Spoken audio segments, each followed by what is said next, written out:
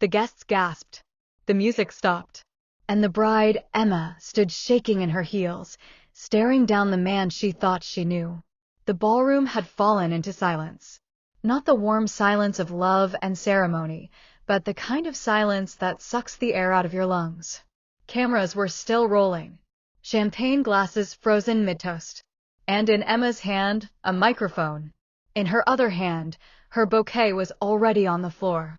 James stood at the altar, his jaw clenched, color drained from his face. His tuxedo immaculate. His secret, not so much. Emma's voice didn't crack when she spoke. It cut. To everyone here, thank you for coming. And I'm sorry, but we won't be saying vows today, not the ones he wanted. A ripple ran through the crowd. Murmurs turned into buzzing confusion. James tried to take a step forward, arm half raised. But Emma's glare held him still. James lied to me, she said. For years. But he forgot I don't stay fooled forever. She turned her head slightly, nodding toward the projector at the back of the room. A screen lit up behind them. Photos appeared, pictures no one should have seen. Texts. Bank records. Images of him with another woman. And a child. A woman in the second row dropped her glass. It shattered. James tried to grab the mic too late. So, James, remember how you said you'd never let your past ruin our future? She smiled. You were right. Because now you don't have one. Not with me. Boom. Guests gasped. The maid of honor's jaw dropped. A groomsman mouthed, is this part of it? Emma dropped the mic, quite literally, and turned. Her dress shimmered in the light. Not a tear in her eye. Just power. Just fire. And as she walked away, leaving James frozen in shame, humiliated in front of everyone he ever tried to impress, she didn't look back. 3 months earlier. The sun poured through cafe windows. Emma laughed as James reached over to wipe foam from her lip. They looked perfect together, too perfect. Two people in love, sharing coffee, stealing kisses, planning forever. Promise me, she said, teasing. No secrets. James held her hand and smiled like a saint. I promise, he said. She believed him. Everyone did. And for a while, maybe he even believed it himself. But secrets don't stay buried forever. And Emma? She wasn't just any bride. She was about to become the storm he never saw coming. If you had asked Emma back then, she would have told you James was her fairy tale. They met on a Tuesday of all days. A rainy, miserable Tuesday when Emma had spilled coffee on her blouse and cursed the world for existing. She ducked into the lobby of her office building, flustered and dripping, and there he was, standing near the elevator, laughing with the receptionist. Clean-cut. Confident. Blue eyes that seemed to really look at you. He held the door for her. And smiled. Rough morning, he asked. She gave him a half-smile. That obvious? A little, he chuckled. But still, you pull off the drowned-in-turn look. He was charming. Just the right balance of cheeky and respectful. He introduced himself as James Donovan. Financial consultant. New in the building. That day, he bought her a new coffee. And somehow, they ended up having lunch that same afternoon. From then on, it was like someone hit fast forward on her life. Dinners turned into sleepovers. Sleepovers into weekend getaways. Within 3 months, he had a drawer at her place. Within 6, they were looking at apartments together. James made her feel seen. Known. Safe. He remembered her coffee order. Took her phone when her hands were full. Told her she was brilliant before her boss ever did. You're the most capable woman I know, he said once, holding her after a bad day. I'm lucky to have found you. To her friends, it was obvious. Emma had finally found her match. To Emma, it felt like fate. Even the proposal was storybook perfect. On a trip to Paris, yes, Paris, he'd arranged a private rooftop dinner overlooking the Eiffel Tower. Candles, champagne, string quartet. Down on one knee, he asked her to be his forever. No secrets. No lies, he'd whispered. Only us. Always. And of course, she said yes. Why wouldn't she? He'd never given her a reason not to. Not yet. Still, there were things. Little things. The phone he always kept face down. The way he sometimes disappeared for work calls that lasted too long. The 2 times he canceled dinner with her parents at the last minute, each time, something came up. Something vague. And then there was the time they bumped into an old friend of his outside a restaurant. "Oh," the guy said, shaking Emma's hand, glancing back at James. "Didn't expect to see you with someone new so soon." James laughed it off. Said the guy had him confused with someone else. Emma let it go. Because when you're happy, you don't look too closely. You don't want to. It started small. The kind of thing you brush off the first time. And maybe the second. But after that, it starts whispering in your ear. Emma had just finished cleaning out her closet when she found it, a receipt tucked inside the pocket of James' blazer. It was from a restaurant, Margot's, downtown. A romantic place. One of those soft light, candle on every table types. She blinked at the date. It was from the same night James said he'd been working late at the office. Her first thought wasn't betrayal. It was logistics. Maybe he grabbed takeout, she murmured to herself. But the receipt was for 2 people. 2 full meals. And wine. She stared at it for a moment longer, then slid it into the trash. Told herself not to spiral. But the seed had been planted. Over the next few weeks, the little things started stacking up. A text from an unsaved number that popped up on his phone while they were watching Netflix. "Thanks again. Let's do it again soon," winking face. He swiped it away too fast. Emma asked, casually, "Who was that?" James barely glanced up. "Work contact. Don't even remember." "Sales thing." She smiled. But her stomach flipped. Then there was the toothbrush. A pink one. Left in his apartment bathroom. Emma wasn't one to snoop. But it had been 2 months since she'd been to his place. He always stayed at hers lately. "You get a new toothbrush?" she asked while brushing her teeth. James glanced over and shrugged. "Oh, that? No idea. Might be from before we started staying here." Smooth. Casual. Too casual. Emma nodded, rinsed, and didn't ask again. But that night, while he slept beside her, she stared at the ceiling for hours. One night, she brought it up lightly as a joke.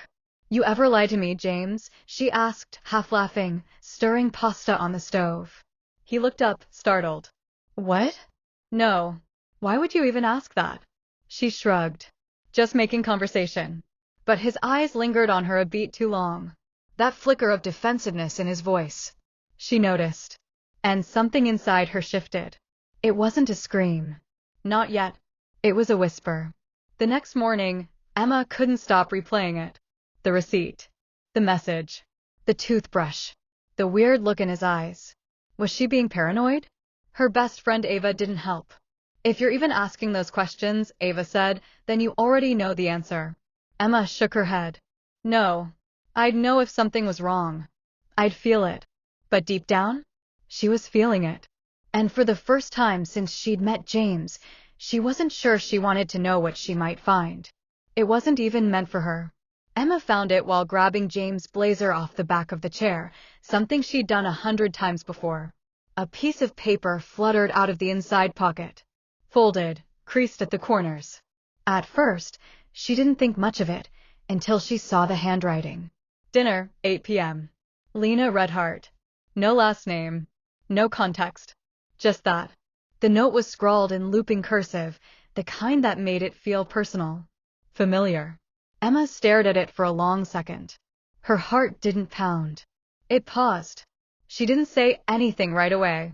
Just quietly slid the paper back into the pocket. "Maybe it's old," she whispered aloud. "Maybe it's nothing." But her gut said otherwise. That night, she Googled. James Donovan Lena. James Donovan plus Margot's restaurant. Nothing solid. Too vague. She checked his Instagram. Nothing suspicious. His tagged photos were pristine: birthday dinners, vacation shots, one post from Paris with the caption. She said yes. Red heart #LuckyMan. She wasn't sure if it was the hashtag or the memory that made her feel nauseous. The next day, she went further. Emma still had access to his iPad. He'd let her use it before, so she didn't think twice until she was inside his messages. Most threads were normal. Work, friends, her. But there was one thread without a contact name. Just a number. She opened it. "Lena, last night was incredible. Miss you already." James, you're trouble. I like it. The timestamp was from 2 weeks ago. 2 weeks. Emma felt something rise in her throat. Rage? Panic? Disbelief? She took a screenshot. Then another. Then one more, just in case. Her hands were shaking, but her face stayed calm. If James noticed her being distant over dinner, he didn't say anything. He just reached across the table, squeezed her hand, and smiled. Everything okay? He asked. She smiled back. Yeah, just tired. That night, she told Ava. They met at a bar and Emma slid the screenshots across the table. Ava's face twisted instantly. Emma, this isn't flirting. This is cheating. Emma nodded slowly. I just don't know who she is. Ava leaned in. Then find out. Back home, while James showered, Emma returned to the iPad and tapped the number. Emma waited until dinner was over. She made his favorite roast chicken with lemon and garlic, rosemary potatoes. James poured the wine. He kissed her forehead like he always did. Everything felt normal. Except she had the screenshots printed and folded in her coat pocket. Like a hidden blade. They sat on the couch after, her legs across his lap. TV murmuring in the background. I have a question, Emma said casually. Shoot, he said, not looking away from the screen. Who's Lena Whitmore? That got his attention. His body stiffened. Barely. But Emma caught it. What? Lena. You've been texting her. Emma, he chuckled lightly, leaning back. You went through my messages? Don't dodge it. Who is she? James exhaled and shook his head. She's nobody. Just someone I met at a client dinner. She was flirtatious. I shut it down. Then why is she texting you that last night was incredible? His jaw tensed. I don't know. Maybe she misunderstood. Emma pulled out the screenshots and placed them on the coffee table. One by one. James didn't look surprised. Just annoyed. So now you're spying on me? Going through my stuff like I'm a criminal. You're cheating, James. No, I'm not. This is nothing. He stood, pacing now. His voice rising. God, Emma, do you hear yourself? You're blowing one stupid message out of proportion. You've always overanalyzed everything. The pivot. Classic gaslight move. Emma stayed seated, arms folded. I saw her photo. In the hotel. The one you said you stayed at alone. You lied. It's not what you think. Then explain it. James ran a hand through his hair, then leaned on the wall, like he was the victim. I had a bad week. I was stressed. Lonely. It didn't mean anything. You and we're real. She was just noise. Emma stared at him. Part of her wanted to believe it. To let it go. To go back to the perfect lie. But the deeper part, the part of her that had seen his face in that mirror photo, knew better. You said no secrets, she whispered. You promised. James softened his voice. Sat beside her again. I made a mistake. One. I don't want to lose you over it. She looked at him. Really looked. He was still beautiful. Still smiling that crooked smile. And he was lying. Still. Later that night, as he slept next to her like nothing happened, Emma lay awake, eyes wide open, staring into the dark. Something snapped inside her. Not tears. Not rage. Something colder. Sharper. Emma stood across the cafe, watching Lena stir her latte. She was prettier in person. Younger, maybe. Elegant in that effortless way, silk blouse, gold earrings, nails neatly done. She looked like the kind of woman James would chase when he thought no one was watching. Emma's stomach twisted.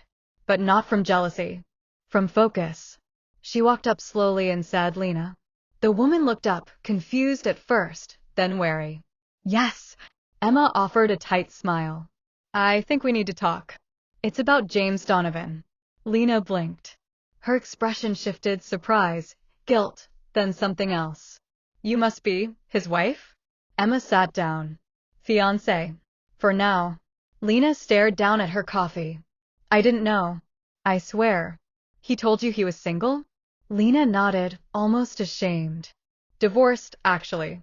Said he got married young, it didn't work out, and he wasn't ready for anything serious. I believed him. Emma swallowed the burn in her throat. She pulled out her phone and opened the photos, the Paris proposal, the engagement party, the save the date. She slid them across the table. Lena's face went pale. Oh my God. Emma tilted her head. How long have you been seeing him?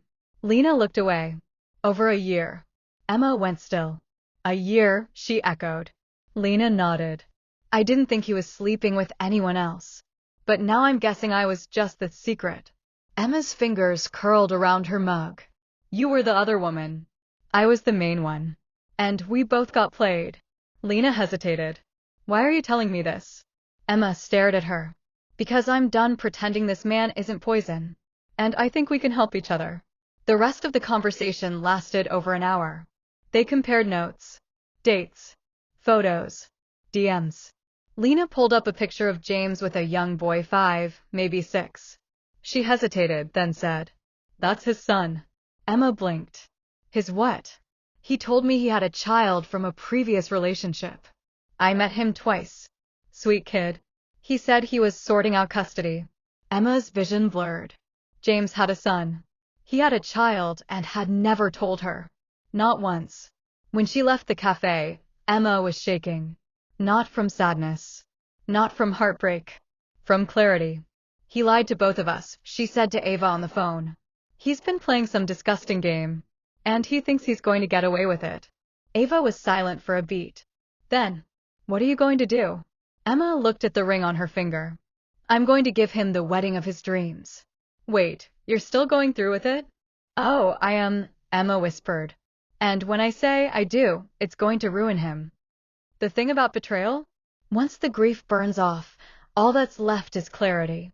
Emma spent the next 2 weeks moving like a ghost through her own engagement. Smiling for photos. Posting cake tastings. Tagging James in venue updates. And secretly, she was building a bomb. It started with a Dropbox folder. Inside, every screenshot, text thread, photo, voice memo. She titled it simply, For the Wedding. Ava helped her organize the evidence. Lena even sent her recorded phone calls. James's voice on speaker, sweet-talking both of them. Lying like it was second nature. They built a timeline. A web. He's cheated on you with at least 3 women over 2 years, Ava said, eyes scanning the folder. He's basically running a romance Ponzi scheme. Emma didn't blink. Good. The bigger the lie, the harder the fall. Then came the tech. Emma hired a discreet AV guy, a friend of Ava's ex, who thought he was setting up a tribute video for the reception. He wired the projector to her phone, gave her a private switch. One tap, and the screen would display anything she wanted. Even a live screen mirror, she asked. Absolutely. As long as it's Bluetooth connected. Perfect. She visited Lena once more. You sure you want to do this? Lena asked, handing her a flash drive. He used both of us, Emma said. We deserve to end it on our terms. Lena hesitated, then handed her something else. This is the photo he begged me to delete. Him in bed. His face is clear. Timestamps right there. Emma added it to the folder. She wasn't angry anymore. She was ready. At home, James was still playing doting groom. He never suspected a thing. He held her hand at dinner, whispered about their honeymoon in Bali, kissed her goodnight like a man who still believed he controlled the story. And every time he said forever, Emma smiled like she meant it. Because soon, forever would feel like a prison sentence to him. 2 nights before the wedding, Emma stared at herself in the mirror, practicing her vows. Only they weren't vows. They were a script. A final act. The last curtain call before the lights went out on James's lies. She had one job left. And it wasn't walking down the aisle. It was burning it all to the ground. The sun was perfect. Golden light spilled over the vineyard. Rows of white chairs, rose petals scattered down the aisle. Emma stepped out of the bridal suite in a dress that looked like a dream. Gasps followed her. Cameras clicked. Guests whispered. She looks like royalty. She did. She felt nothing. James stood at the altar, grinning. Too wide. He mouthed I love you as she approached, but she didn't respond. Just walked, slow and steady, heart thudding like a countdown clock. In her bouquet, tucked between the stems, was the Bluetooth remote. She reached the altar. took his hands. "You ready?" he whispered. Emma smiled. "I've never been more ready." The ceremony began. The officiant spoke about love, trust, partnership. Emma barely heard him. Her eyes scanned the crowd, Ava at the end of the aisle, giving her the nod. The signal. Her finger slid over the remote. She waited. "Emma and James have written their own vows," the officiant said. "Emma, would you like to begin?" She stepped forward, took a deep breath, and looked James in the eye. "James," she said, voice calm, "I want to start by thanking you." He blinked. "Thank you for teaching me what love is not." A few people chuckled, thinking it was a joke. "Thank you for showing me how a person can look you in the eyes and lie, again and again, without flinching." Laughter stopped. "Thank you for cheating on me." Repeatedly. "With Lena. With Maya. With whoever else you thought I'd never find out about." The crowd gasped. James tried to grab her arm. "Emma, what are you doing?" She held up the remote and clicked it. The projector screen behind them flickered to life. Text messages. Photos. The bed selfie. The voice recording of James whispering to Lena. "She means nothing. You're the one I want." People stared in horror. His parents. Hers. The bridesmaids. The groomsmen. Dead silence. Emma stepped back from the altar. "I was going to marry you, James. I almost did. But I don't need a partner who breaks me to feel strong. I don't need a liar." She dropped her bouquet at his feet. "I deserve better. And thanks to you. I finally know it." James stammered, reaching for her. "This isn't Emma, I can explain." "Don't," she snapped. "Save it for your next victim." Gasps. Phones recording. Whispers turning to roars. Emma turned on her heel and walked down the aisle alone. Every guest parted for her like a wave. Outside, Ava was waiting with the getaway car. Emma climbed in, pulled off her veil, and laughed for the first time in weeks. "You okay?" Ava asked. Emma smiled. "I'm better than okay." She looked back once through the window, saw James frozen at the altar, exposed, humiliated. "I'm free." By sunset, the wedding was on TikTok. Clips from the projector. Emma's speech. James's face as the truth unraveled in front of everyone he loved. One of the bridesmaids posted a shaky video titled, "She exposed her cheating fiancé at the altar ring, triangular flag, #wedding drama, #toxic men." By morning, it had 8.7 million views. James tried to contain it. He deleted his socials. Tried to take the videos down. But it was too late. His lies were immortal now, stitched, duet, memed. A podcast called it the most savage wedding moment of the decade. Reddit's r/AITA turned him into a cautionary tale. He gave a statement to a gossip blog. "There's more to the story than people know. This was a misunderstanding blown out of proportion." But no one bought it. Especially not Lena. She posted her own video, not angry, just honest. Photos. DMs. Dates. Audio clips. "I didn't know he was engaged. He played both of us." But Emma had the guts to end it publicly. "She's braver than I'll ever be." That one hit 1 million views in 24 hours. Meanwhile, Emma stayed silent. No interviews. No press. No statement.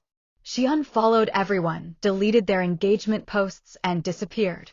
That silence? It made her more powerful. She was the ghost haunting James's reputation. He called. Texted. Emailed. "Please. Just talk to me.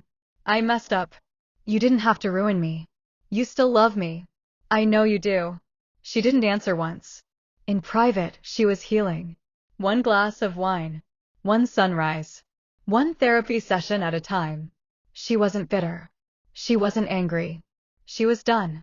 And that peace? That's what James could never understand. Ava called a week later. "So, what's next?" Emma smiled. "I don't know. But it won't involve lying, manipulation, or men who can't tell the truth unless there's an audience." Ava laughed. "You're a legend, you know." "No," Emma said. "I'm just finally free." On the 1-month anniversary of the wedding that wasn't, Emma posted one photo. A close-up of her hand. No ring. Just a small tattoo on her finger. "Remember who you are." No caption. No tags. The internet erupted. 3 months later, Emma returned to the vineyard. Not as a bride. Just herself. The place was different now. The archway where she'd dropped the bouquet was gone. The projector screen had been taken down. But she still remembered every second. She didn't flinch. She walked the grounds slowly, a to-go coffee in her hand, sunglasses on, hair in the wind. The same staff member from that day recognized her, started to speak, but she just smiled. "I'm not here for drama. Just peace." And she meant it. Inside the old bridal suite, she looked in the mirror. 3 months ago, she saw a woman begging for the truth. Now, she saw a woman who didn't need anyone's permission to be whole.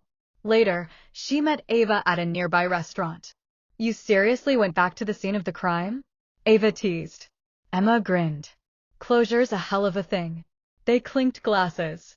"So, what's next for the internet's most iconic runaway bride?" Ava asked. Emma shrugged, playful. "A solo trip, maybe. Spain? Bali? I've got all this honeymoon credit lying around. And if a tall, honest, emotionally intelligent man appears?" Emma laughed. "Then he can meet me on the trail. But I'm not waiting for him." That night, Emma wrote in her journal. Not a blog post. Not a social caption. Just for her. She wrote about the difference between love and dependency. About how betrayal hurts, but staying hurts more. About how letting go wasn't a collapse, it was a rising. She didn't write about James. Not once. The final line on the page? "He lied for years. But I get the last word." And then, quietly. "Not because I needed revenge, but because I needed me back." She closed the journal and smiled. No tears. No weight in her chest. Just a sense that maybe, for the first time in a long time, the story wasn't about him anymore. It was about her. She didn't need the fairy tale ending. She became her own happy ever after.